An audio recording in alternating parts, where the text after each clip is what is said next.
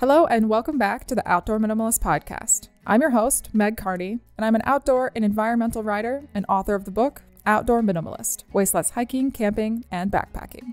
The Outdoor Minimalist Podcast has the goal to give listeners actionable ways to waste less hiking, camping, backpacking, and more during every step of their process. Your impact outdoors starts long before you hit the trail and goes beyond leave no trace ethics.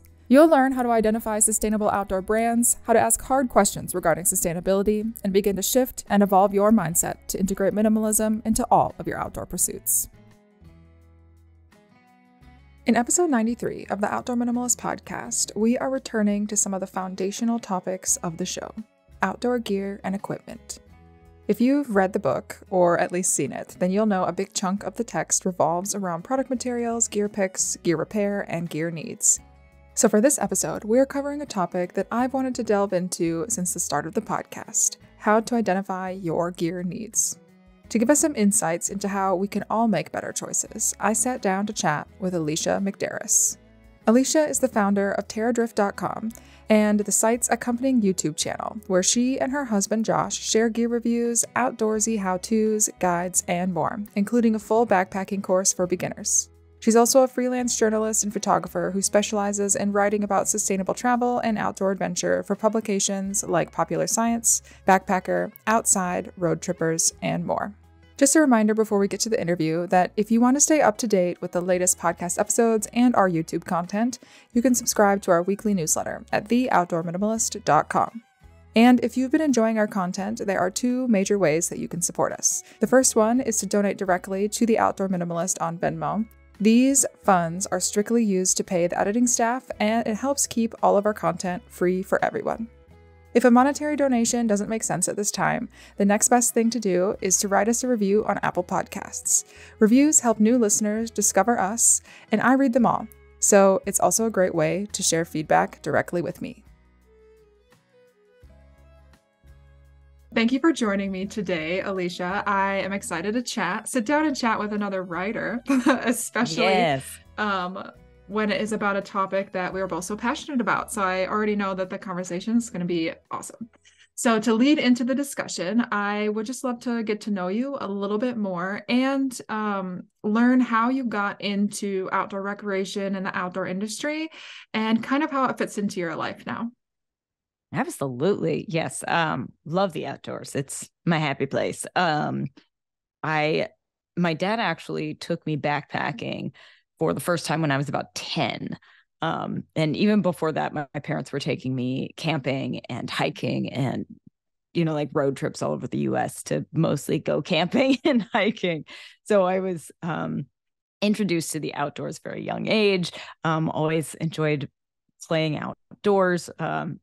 My parents, like I'm sure a lot of other parents, wouldn't let me complain about being bored. I had to go outside and play. And of course, as a teenager, I had a little angsty period, if you will, where I didn't want to do anything that I grew up doing.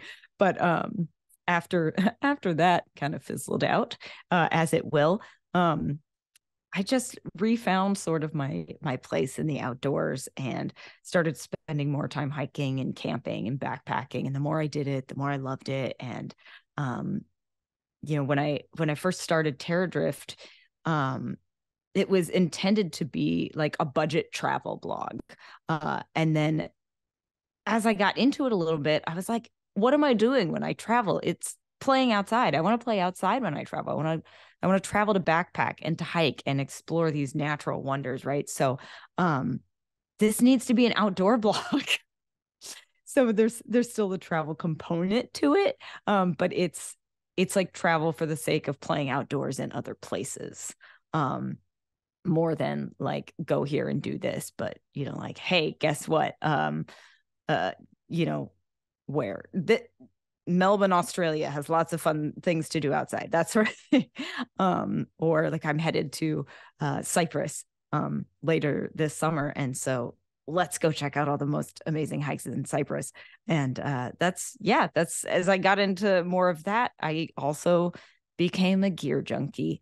So I just really love outdoor gear and I love learning about it and what makes different items unique and what sets different gear manufacturers apart and how it's all sustainably done or not sustainably done, as is often the case. And I love sharing that with others and like giving honest opinions and reviews. I love it when people ask me for hiking boot recommendations and what types of backpacks I love. So that very quickly became a component to Terra Drift as well. It's like, let's tell people about the coolest gear out there that also is sustainable, because that's our focus. So yeah, that's kind of Terra Drift in a nutshell. Yeah, and I noticed when I was looking at the website that there is kind of like a big focus on sustainability as well, which I really liked, and we kind of aligned on that.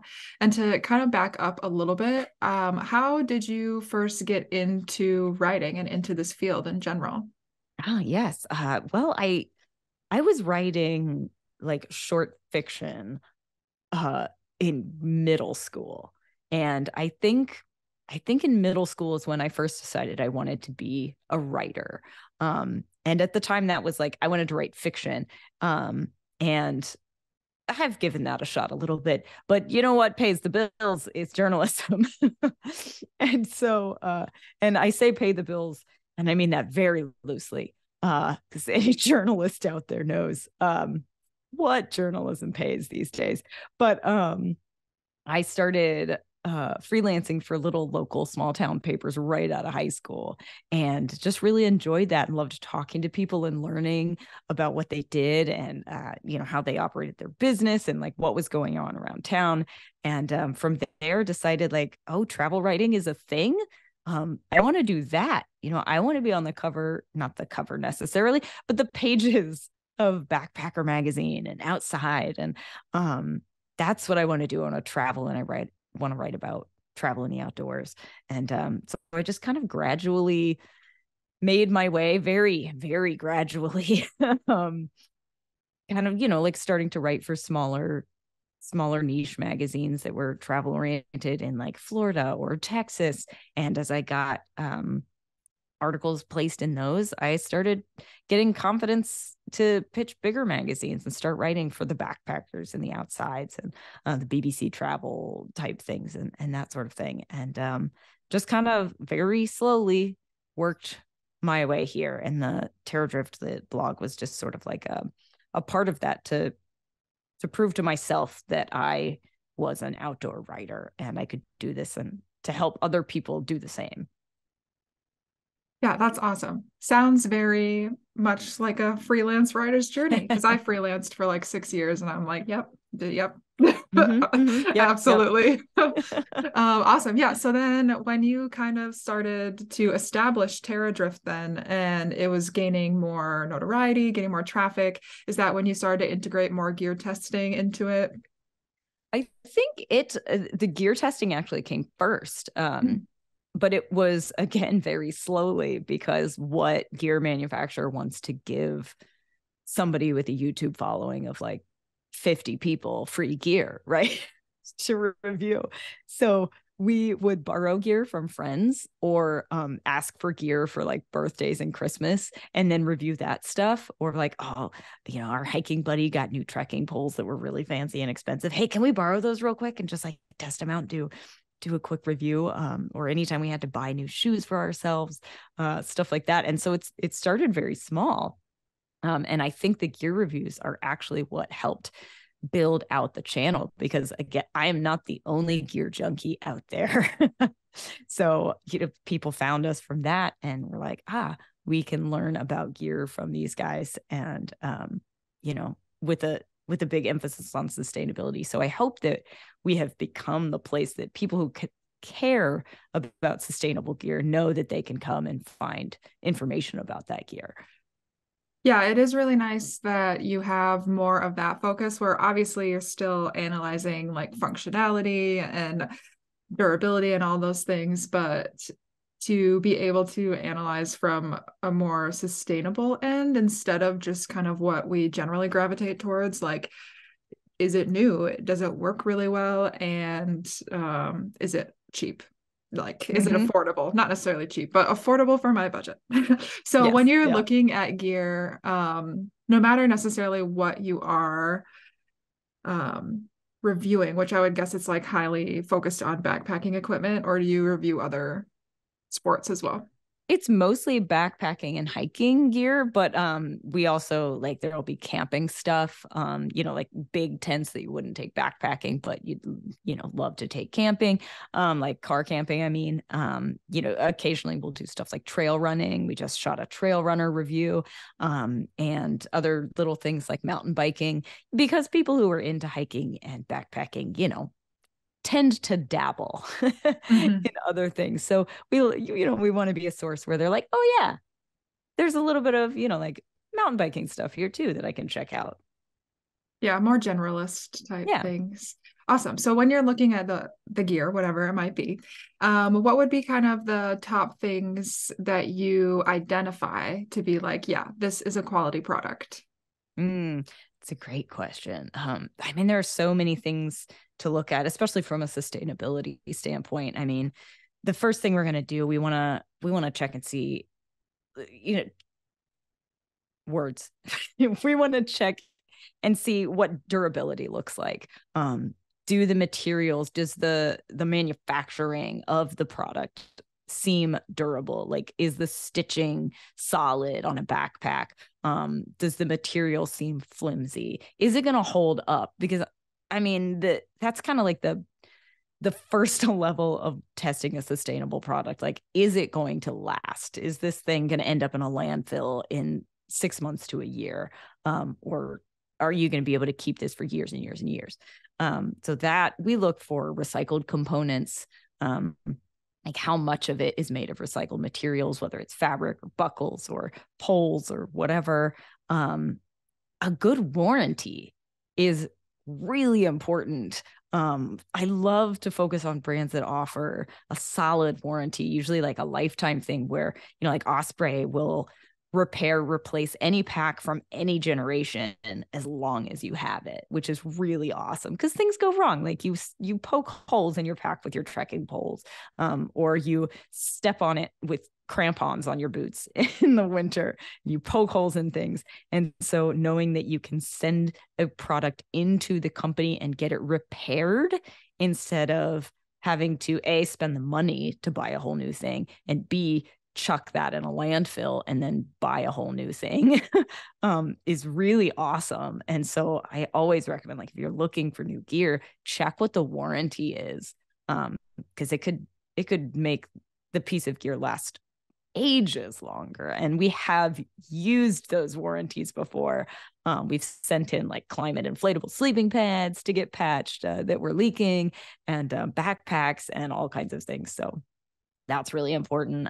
But we also check for certifications, like is clothing Blue Sign approved, which is a certification that talks about like not only how it's manufactured, but like what kind of chemicals are in the materials and that sort of thing, like where they came from. So it's not like the end all be all of this means a product is sustainable, but it's a starting point. Just like, if something is certified climate neutral, is a good sign that a company cares about the environment. So we look for stuff like that. And then we look for the absence of harmful chemicals, like PFCs or PFAS. And just want to make sure that like fire retardants in tents, we want to avoid those if possible. But those are a lot of the big ones. Like we want to make sure that we're investing in quality products as often as we can, as opposed to like throw away. Like I'm going to use this for one trip and then I'm never going to use it again because it's not that great. Whatever. Yeah, absolutely. A lot of those things are similar things that I look for. And because I am constantly looking at outdoor products and like reading about them, I think that I don't always consider that that's not how people spend their entire day, but it's like what I do for work. So like, where do you access this information? Oh man, that's a great question because I think the same thing. Like my friends have called me out before. I'll throw things like, oh, like I was testing this rain jacket, or but it didn't have PFC free DWR, and she's just like, stop right there. What are those words that you just said? So yeah, I think when you're in the industry, like it's really easy to get caught up in this stuff. But I think usually brand websites are a good place to start, because if they're a good, reputable company, they're going to disclose a lot of stuff on their website. So they should have like materials listed in the product description. They should talk about, if they don't mention PFCs or PFAS or the absence of them, that's usually kind of a red flag for me. I'm like, wait a minute though, this is a rain jacket and I would like to know what's in it. Yeah, anytime that it says like water resistant or waterproof coating and then they don't identify how it became waterproof. Yeah. Yeah, that's a I don't like it. But yeah, websites I turn to a website's like sustainability page. Like when I go to a brand site, I will look for some sort of page or link that says sustainability or about us or like our commitment to planet Earth or something like that. And I will read through their commitment to sustainability. If they're really on top of it, they may even have like a sustainability report that shows you what they have been doing over the years to decrease their footprint or make better products, things like that. But also like reviews, getting on and if you just Google, outdoor research jacket, PFAS or PFC free, the North Face, like you'll probably get some articles popping up that are gonna explain. You're like, oh, well, this brand just decontinued the use, or this one is still using it in these jackets, but not these jackets, that sort of thing. So sometimes, unfortunately, it does require a little digging, depending on how specific you want to get. But I find it pays off because then you really know whether or not what you're investing in is aligned with your values, basically. Yeah, and I mean, a lot of outdoor gear does cost a pretty penny. And so you are investing in this. And I mean, unless you have a large amount of disposable income, then maybe you don't care. But I think a lot of times if you're going to spend $600 on a tent, you probably want to make sure that it's not only going to work, but it aligns with your values, like you said. So when you're looking at all that information and kind of like doing your research, trying to decide and narrow down your picks, I know you already mentioned one thing that we could maybe count as a red flag, or I don't know what do you want to call it. But what are some other red flags that you've noticed over time where you're like, I'm not so sure about that? Oh, there are definitely red flags. I think the first is when I go to a brand's website and there isn't a page about any sort of sustainability. I don't like it when I have to dig for it. Like if I have to go to About Us and then like some sort of one paragraph on sustainability is like way down hidden in the bottom corner or something. But if there's no info at all about a brand's commitment to sustainability or their path or their goals on their website, that's kind of a first red flag. I mean, a brand can have goals, right? And it can mean nothing. But if they're not even pretending that they have any sort of commitment, or they're not even pretending to try, it's not a great sign. They probably don't care as much about the sustainability of their products as I would like them to. So I'm gonna walk away slowly from that one. But also it's the specificity of claiming that something is sustainable, because the question is then like, how? If you're saying, okay, well, this is our more sustainable product, how is it more sustainable? What's the footprint? Can you tell me? Like I know Gregory packs, they don't have a ton of stuff that is made of fully recycled materials like some of the other brands like Osprey or something does.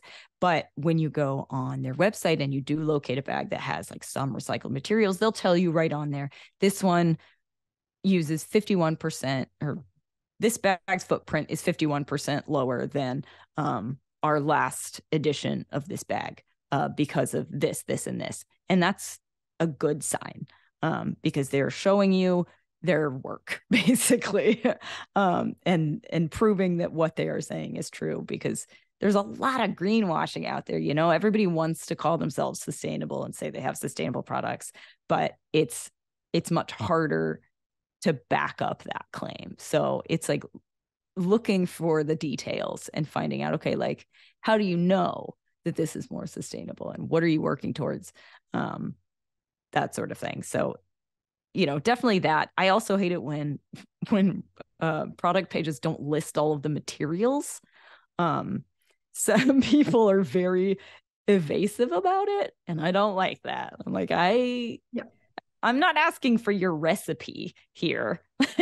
I am. I'm asking for the recipe. Well, I mean, like, to the point where I'm not going to make it myself. Okay. Yeah. But I do want to know, like, how much polyester is in it, how much of that is recycled polyester, whether or not there is this one's big for me. If there is a leather tag, you need to disclose that. Fun fact about me and my husband, Josh, who runs Territories with me, we're vegan. So there's nothing that makes us more irritated than ordering a piece of gear or getting something into test and it's got a leather patch on it, or like a leather washer or something like that, and it wasn't disclosed online. Like, we don't want this. We're sending it back. So, like, yeah, that's a red flag when people are just like vaguely mentioning materials and not being specific about it. I also really hate it when brands just like are kind of evasive, and when I ask questions, because you can almost always find a contact on their website. If you have more questions about gear, you can go to their contact us page, be like, hey, I have a question about this thing. Does it contain this materials? Is it recycled? Blah, blah, blah. And they will usually get back to you. When you do that, every once in a while, the response I've gotten is like, oh, we focus on making durable products. Mm-hmm. And that's all. And I'm like, that's literally the least you can do is make durable products. So what else you got? So that's a great start, but from there, I want more. Mm-hmm. So that's kind of also like a little red flag. I'm like, you're not trying though. So I don't know. You can read people by their responses. Yeah. And then sometimes you just don't get a response at all. Mm-hmm. So, mm-hmm. And that's very telling in and of itself. But yeah, absolutely. If they are really like exceptionally vague about things, I'm like, okay, you can give me more information than that. And there's a reason that you're not. So yeah. Oh, for sure. Awesome. Okay. So I mean, in terms of like the average consumer, they don't necessarily have as much of like a big picture view of kind of like all the things that are available in the industry. So would you be able to talk a little bit about maybe current industry trends that are happening within outdoor rec gear that maybe is helping us move towards more sustainable products? Yeah, I think the biggest one right now revolves around PFAS, which are like oh gosh, I can never remember what it stands for, because PFCs was what it was for a while, and they've kind of changed it to PFAS to be more all-encompassing of the fluorinated chemicals or something. Good Lord, I can't ever pronounce it correctly. But they're basically forever chemicals. They're often in waterproofing for like rain jackets and tents and stuff like that. So it's a good sign if you see something that already says it's PFC free, but these PFAS are in a lot of outdoor gear that claims to be waterproof still. That's shoes, backpacks, rain jackets, tents, fabric items, basically. And we're trending toward that being not okay anymore, which is really great. Like REI is working toward, I think, banning products that contain PFAS from their stores. So in future years, they're not even going to carry that stuff. There are more overarching, like big picture bans on PFAS. So whether or not REI carries them, like nobody's going to be allowed to use them or sell them in certain states anyway, as it stands right now. I think it's a couple of states are banning them. So, I mean, there will still be workarounds for brands that want to make that stuff. But I think people are getting the picture that it's no bueno. And so they're starting to remove those chemicals in exchange for cleaner, better waterproofing agents, which is really great. So that's kind of like on the good news side of things. But a lot more brands are also making gear out of like recycled synthetic materials, which is awesome. And a lot of brands are working towards figuring out circularity and like how to recycle the products that they sell, which is great. Like I think Hydro Flask just launched a program that you can send in your stainless steel, like double-walled insulated bottles, and they will recycle them for you and give you a small store credit. So you're getting rewarded for, recycling, because those things you can't just toss in the bin usually. And they're taking care of the recycling of that. And then like Houdini, which is a European sportswear brand that I really love, and they're highly committed to sustainability. They want you to mail back in your old clothing when you don't want it anymore, or it's all tattered and you're done with it. Instead of throwing it away, they want you to mail it into them so that they can figure out how to recycle it. Like On Running is doing something similar with shoes, or they're like working on that, which is really cool. So there are a lot of really cool projects in the works, and I think that's just going to continue because manufacturers are realizing what consumers want. So that's pretty cool. Yeah, it has been really nice to see that more companies are leaning towards those things and making those changes and are pretty vocal about like their reasons why and stuff like that. And when it comes to like products in the outdoor industry, we do talk a lot about textiles for a good reason, because so many things involve textiles that we do use. And a big discussion with that is natural versus synthetic fibers. And I've talked about that with a bunch of different guests on the show, like the pros and cons of them, like greenwashing and recycling, like polyester, like all that stuff. So if people haven't listened to episodes earlier than this, then I recommend going back and checking out some of the textile ones if that interests you. But I do want to talk a little bit about if there are flaws in comparing natural fibers to synthetics when we're talking about using them for outdoor products. Definitely. It's such a difficult comparison to make because there's, natural materials and synthetics so different. But I think the flaw in the thinking, the biggest flaw in the argument for natural materials is that they're biodegradable, which is mostly true. But if it's not organic cotton or organic hemp, then you're looking at a lot of chemicals still going into the ground and a slower breakdown rate. And the growth of those materials is still very toxic. Cotton is actually, conventional cotton is one of the dirtiest crops on the planet, just from use of pesticides. And so just like conventional cotton clothing, you're thinking like it's a better choice because it's biodegradable and all of this, but we're forgetting the beginning of the life of cotton a lot of the times and what it took to get to that t-shirt or the pair of shorts or whatever. So it's just really important to think about the whole life cycle of a product when we're talking about sustainability. And it's not a black and white thing, right? Like nothing is these days. But if I'm choosing cotton clothing, I try as often as possible to opt for organic cotton materials, which is more expensive and means that I buy less stuff, which is also good and sustainable. But synthetics obviously also not the greatest. They're, like you mentioned, impossible to recycle currently. I think we're well on our way to being able to recycle those materials, but it still might be a while.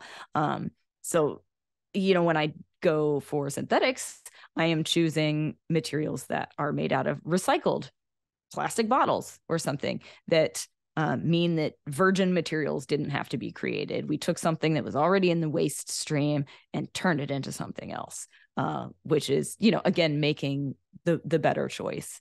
And of course, cotton is they say cotton kills in the outdoor industry, right? Because mostly in the winter, like in the summer, I'll hike in cotton, like a cotton t-shirt or a tank top or something all day. Who cares if I'm just doing a day hike? I'm going to get sweaty, whatever. But if it's cold outside, your cotton gets wet. It doesn't dry, especially if you're backpacking. It's now heavy, wet, and you're cold because cold clothing and sweat and water conducts heat away from the body like 24% faster, I think is the statistic. So that's why they say cotton kills, is because you're going to freeze to death. So it's also not the perfect choice for every adventure. But you also don't need like a super high-tech synthetic shirt for every adventure. Like if you're going on a day hike in Arizona, cotton's fine. And then of course there's wool, which is a whole other argument. Yeah, we can jump right into wool and down. I mean, we both have probably similar perspectives on wool and down, and I do know that there often is a big push for a lot of companies in the outdoor industry to have like the responsible wool standard or responsible down standard. And so when we're talking about whatever they're qualifying as ethical wool and down, what are kind of their benefits versus a synthetic product? So like a sleeping bag that has RDS insulation versus a synthetic insulation. And like, is it possible to do those things ethically? Great question. We talk about this all the time in our house and with our friends because we have strong opinions about it, but other outdoorists have very strong opinions in the other direction. It's one of those things because, again, we are vegan, and part of the reason we are vegan is animal welfare. Like we don't want to use any products that an animal had to suffer or die for in order to let us recreate outdoors. So that is our very strong stance about that. We don't own any down or wool personally. We might have like 2 pairs of wool socks left over from, 20 years ago before we were vegan, but that is it. And that's, so when we hear ethical down or ethical wool, we think it's a load of crap because we've seen videos of sheep being shorn and that sort of thing. And it's not a fun thing to watch. It's a little bit heartbreaking. So we don't like it and aren't sure how any of it can be classified as ethical. But then the word ethical very much depends on your personal ethics, right? So that's not something I can tell you is absolutely 100% not ethical, because it's again very gray area depending on where you fall on the spectrum. Down likewise is ethical. Down is part of the definition of that is the bird can't be alive when its down is harvested. So if it's not alive, then it's dead.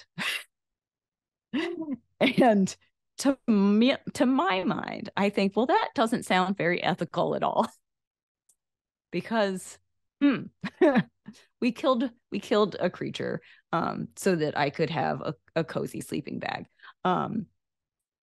That said, I am not going to judge anyone for wearing wool or down, because wool is is a fantastic natural fabric for like wicking moisture, and it dries quickly, and it's going to keep you warm. It's a great insulator. Although I did just read recently that alpaca fiber is even better at shedding moisture and has better insulating properties. Not that I'm, again, endorsing alpaca fiber, because it's still an animal that needs sheared, but just putting it out there, what I've learned recently. But yeah, wool is very good, and it's natural. And let me repeat that in case that was a very loud falling of my I phone. didn't hear it. Oh, okay. Perfect. You're good. I forget what I was saying now. Oh, you were talking about the natural fibers, so wool, and then you kind of talked about alpaca for a second and then jump back into wool. Yes. So wool is a really solid insulator, and it's it's not like cotton, which you put pesticides on. So you've got something that does biodegrade more naturally. And if you're getting wool, especially from like a tiny little farm down the road that has like a dozen sheep and they're taking care of them, and you're able to find somebody to use that wool to make a sweater for you, then I am all for it. But like, because it is such a solid material in the outdoors, it's such high performing material, it's very difficult to sit here and say, all outdoorists, stop using wool, because you will. That's just picking a fight. Yeah. But it's similar with down, because down is extremely lightweight, and it's extremely packable. And so right now, like a synthetic jacket, the lightest, most packable synthetic jacket that I have is almost always going to be heavier and less packable than a down jacket. We are getting very close. I think I say we a lot, like I'm on the teams designing these things and like scientifically developing synthetic materials. But it's just because I feel like I'm in this fight. I want it to happen. The manufacturers are getting, again, close to something that can replicate wool and down in like the weight department and the performance department. That's there are definite downsides to like down, because it is useless if it gets wet. Mm-hmm. And so there are pros and cons, and especially in the winter, I'm like, how are people taking down bags into the snow? Oh my gosh, like I am too clumsy for that nonsense. Like there have been some everywhere. Developments with waterproofing down, which seem promising. I haven't personally tried it because I don't use down bags really, unless I like need to try it for work or something. But that seems promising. I mean, it's still not a fail-safe by any means. But yes, there are definitely options. So it's also like from a, like people like to compare, again, back to the biodegradable words. The wool and down are natural materials, right? So they should biodegrade. However, the wool and the down are usually inside other materials. Not always wool, but down. Down is almost always going to be inside of synthetic materials in a jacket. So you've already got the synthetic materials in your sleeping bag or your jacket. So it's not like you've avoided synthetics altogether. I think a lot of the arguments also don't look at, again, the beginning of the life cycle of synthetics versus down and wool. Like there isn't a perfect delineation between this one's sustainable and this one's not. Like sheep especially, less ducks and birds, but contribute massive amounts of greenhouse gases just through surviving, and consume a ton of acres of food that could be used to grow trees or food for humans. And so the the beginning of wool's life is a lot dirtier, planetarily speaking, than I think we think about a lot. And it's another one of those important things to consider. But again, if I am choosing synthetics, I am going to look for something made of recycled plastic bottles or something like that, in an effort to create as few new and virgin resources as possible. Yeah, I feel like the main argument that I hear a lot of times, especially when people are comparing like down to a synthetic insulation, they are saying, well, the synthetic is going to shed microplastics like continually throughout its life, and it will never biodegrade because they just like break down over and over again. And as far as I know, when it comes to insulation, I have not seen very much in terms of like recycling programs. I see it mostly for like clothing textiles where they can more so strip the fibers apart and then like reintegrate them into new clothing. So I would love to just hear your thoughts on that. And if you have heard of any insulation recycling programs, that would be so cool. Oh man, I wish. Somebody's got to be working on it. Oh, I'm sure. Yeah. And if they are, I need them to email me. But there are a few brands kind of toying with biodegradable insulation made out of bio-based materials, and they aren't in very much stuff yet. In fact, a lot of it I think is really just in some like niche European brands. But my husband does have a jacket that has synthetic insulation made of biodegradable materials that are bio-based. And I am looking forward to seeing more of that, because yeah, there's not a lot of places that you can send in insulation right now. That, I mean, like Worn Wear from Patagonia, you can send jackets back in and they will like repair them and resell them. So if it's not in absolute garbage shape, there are ways to like repair and resell products, which I am all about repairing and then either keeping or reselling or reusing gear, which I think you are too. Yeah. Yes, I am. But yes, there's, yeah, I mean, that's the thing with gear. Like there is no such thing as like truly sustainable gear. I mean, like if we could all just dress in organic cotton and wear organic hemp backpacks and tents made out of organic cotton, waterproofed with wax, plant-based wax. Yeah, like maybe we would get there. It'd be really heavy, but we would do it. It'd be real heavy and very uncomfortable. Yeah. I am curious about the insulation that you're talking about, though. Do you know if that is made from some type of like bioplastic, or is it more of like a wood pulp that they were able to manipulate? I believe it's a bioplastic, okay, made of castor beans or whatever weird stuff, flax. I think it's Primaloft actually that is developing it. Okay. Then I think I might know what you're talking about then. It's still very hard to find in gear. And so I'm like wondering when they're probably just testing it, like seeing if it takes. When's it coming out, guys? I want it. I want more. Right. Oh, maybe you'll get to try it under embargo or something. Okay. So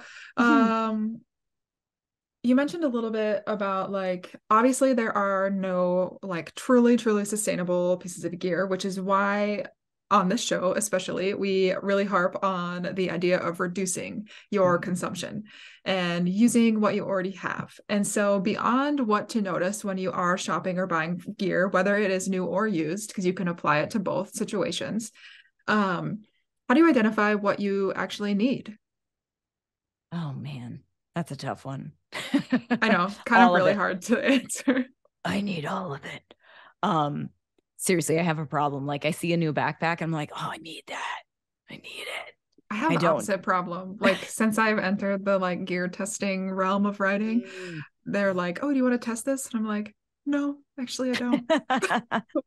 There is, to be fair, a lot of that as well. Like I will look at a pack and be like, that doesn't look innovative in any way.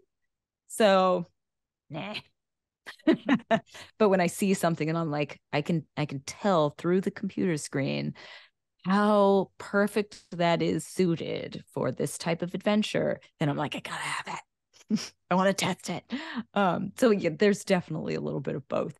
But I think it's it's very much, I think all of us need to have like get into the mindset of thinking that there are so many more things that we don't need than we do need. And like I just traveled to Portugal for instance, and I'm wandering around these very isolated little villages and looking just at not outdoor gear related stuff, but at the things in these teeny tiny isolated villages in the middle of nowhere. They have repurposed into something else, like plastic cording that they're now using for a dog leash, or shower curtains that they're hanging up on their balcony that, like were maybe mildewy or something. But they put it on their balcony to like block the rain and the sun. Just like simple things. And I'm thinking like, we need to have more of that mindset for the outdoors as well. Like, what do I already have that I can use for this purpose? Or is there something about this pack that I can alter to make it perfect for this? Can I use this same pack for traveling and backpacking just by like pulling a few cinch cords? It's sitting down and figuring out like, what do you actually do when you're backpacking, when you're hiking, when you're kayaking, when you're doing anything outdoors? Like I'll often sit down before I pack for a trip and think, like work through every hour of that backpacking trip. Like, what am I going to do? I need something for hydration. I'm going to have to filter water at some point. I'm going to have to do this, and this. Okay. Like if I didn't have this, this specific bottle, could I still use this bottle over here? And if so, what could I use to filter? Do I need a special squeeze bag to use for my filter? Or can I use this other collapsible water bottle that I already own? Honestly, I think it's more of a mindset, getting into this thing where you like trick your brain into almost playing a game, like how clever can I be here to not spend any more money, right? Because like you said, outdoor gear can be really expensive, but B, like not create any more waste or buy products needlessly. So very much just like do you ask yourself repeatedly, do you really need it? What could you use instead that you already have? Like, how can you get creative in using other gear instead of buying something new? So I think that's a big part of it is just mindset. Yeah, absolutely. I agree. I mean, one of the 7 R's of outdoor minimalism is rethink. And I think to me, that is one of the most important and impactful when I am making those considerations, because you have to stop and ask yourself several questions. And not only like you are saying, where it's like, do I already have something that can fulfill this need? But also like truly identifying how you would use it and when you're going to use it and the frequency at which you will use it. Because sometimes you see something and just because it's new or something like that, and you're like, oh, maybe I want to try that activity, and you use it one time and then what? Mm-hmm. Yeah. I think renting gear is always a really great option, especially if you're like new to the outdoors. That'll give you an idea of what you like, what you don't like, what you need, what you don't need. But yeah, shoot, what you said something that like made me think of something really, really like solid and clever, and I've lost it. So I don't know. Maybe it'll come back if it comes back. yeah. Yeah, but one of my primary backpacking partner is my oldest friend, and the first backpacking trip she ever came on with me, I remember she she just borrowed like a whole set of backpacking stuff other than the clothes that she wore from one of her friends that had backpacked several times, and they happened to be like a similar size.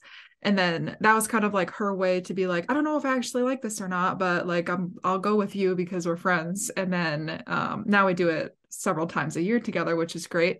Mm. But it gave her a chance to try the activity without having to buy anything new, and also be able to try out a product to see if that was like fitting for her, because she ended up not buying that brand of backpack because she realized that doesn't really fit me that well.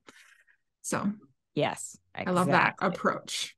Yeah. And I mean, that's kind of, we always on Terror Drift, we're like, borrow it, rent it, buy it used, like do something. Don't make the big investment. Don't buy all the new gear until you know that you like it.